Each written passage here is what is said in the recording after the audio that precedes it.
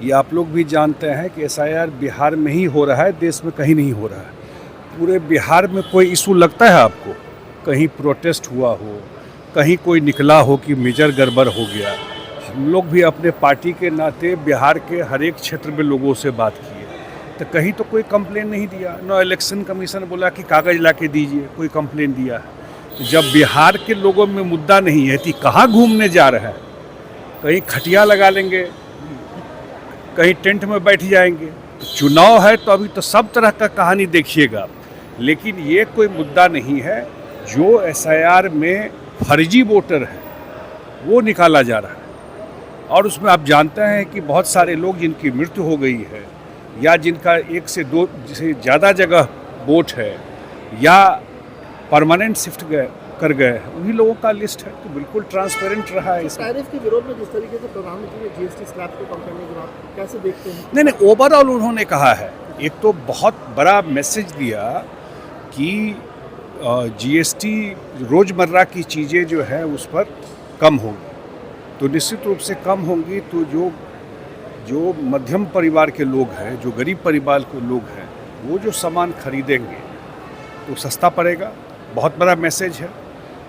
Inflation कम होगा, महंगाई कम होगी। दूसरा जो इसका मैसेज है कि जो मैन्युफैक्चरर या जो बिजनेसमैन इस देश में काम करते हैं उनके लिए भी सुविधा हो जाएगी इससे। अगर रेट कम होगा, डिमांड बढ़ेगा। स्वदेशी की बात वो कर रहे थे, तो स्वदेशी में भी आप जानते हैं कि बहुत बड़ा मैसेज दिया कि अपने दुकान के बाहर लिखिए स्वदेशी।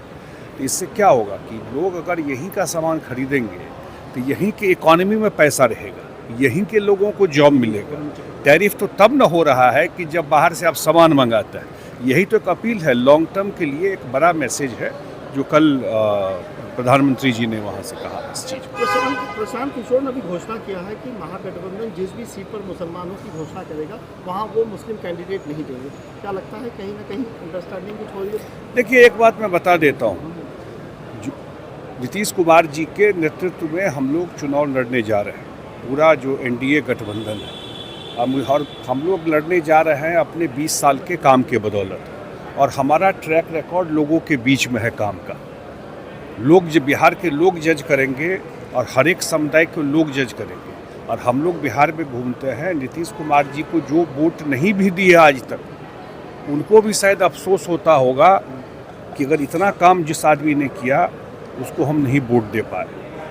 या जो नहीं भी देते हैं नीतीश कुमार जी को वोट, लेकिन पर्सनली आप पूछिएगा तो उनके काम के बारे में वो भी अप्रिशिएट करते हैं, वो भी कहते हैं अच्छा काम किया। तो हम लोग तो ओवरऑल लोगों के बीच में काम को लेकर के जाएंगे। कौन कहाँ क्या करेगा ये उन लोगों का अपना पॉलिटिक्स है। हम लोग का अंडरस्टैंडिंग जो 5 एलआई हैं एनडीए में उनके साथ है, और सब लोग हम लोग मिल करके नीतीश जी के नेतृत्व में चुनाव लड़ने जाएंगे और सरकार बनाएंगे। सिंधु जल समझौता पर प्रधानमंत्री ने कहा कि खून और पानी है, साथ नहीं बहेगा। बिल्कुल बिल्कुल कहा, और बहुत महत्वपूर्ण बात कहा। उन्होंने साफ साफ कहा कि 1960 में ये समझौता हुआ था, एक तरफा समझौता था। उस समझौता से भारत को क्या मिला? अपने देश का पानी हम पाकिस्तान को दे दिए, यहाँ के किसानों का पानी, यहाँ के लोगों का पानी, और उसके बदले में कुछ नहीं मिला। उसके बदले में वही क्रॉस बॉर्डर टेररिज्म और खून मिलता है। यही बात उन्होंने कहा कि इस देश का जो पानी है, जो लोग उस समय सरकार में थे वो बड़ा अन्याय किए देश के साथ। आप जब कोई संधि करते हैं, कोई ट्रीटी करते हैं, तो क्विड प्रो को होता है। आप कुछ देते हैं, आपको उसके बदले कुछ मिलता है। लेकिन एक तरफा आपने दे दिया। और उसमें क्या लिखा हुआ है? उसके प्रियम्बल में लिखा हुआ है फ्रेंडशिप एंड कोऑपरेशन। तो पाकिस्तान से हम लोगों की दोस्ती है जो ये संधि चलेगा।